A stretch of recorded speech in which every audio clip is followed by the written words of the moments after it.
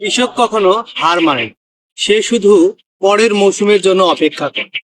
এখন ঋতু পরিবর্তনে এখন শীতকাল, এখন রবি মৌসুম চলছে।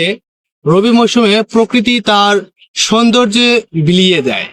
এখন বিভিন্ন ধরনের ফুল ফল ইত্যাদিতে পরিপূর্ণ হয়ে থাকে।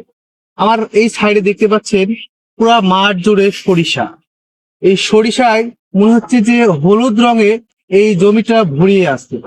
এই সরিষার জাতটি হচ্ছে বাড়ি সরিষা 22, যা বাংলাদেশ কৃষি গবেষণা ইনস্টিটিউট এই উচ্চ ফলনশীল জাতটি উদ্ভাবন করেছে, যা রবি মৌসুমের জন্য এই সরিষার জাতটি উপযুক্ত।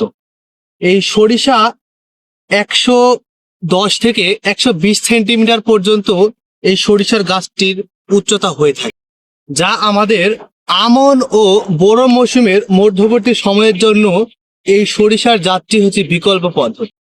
এই সরিষার ফুল থেকে যে ফল সৃষ্টি হচ্ছে, এই ফলের যে দানা বা বীজ থেকে যে তেল হবে, সেই তেলের পরিমাণ হবে 41.23%।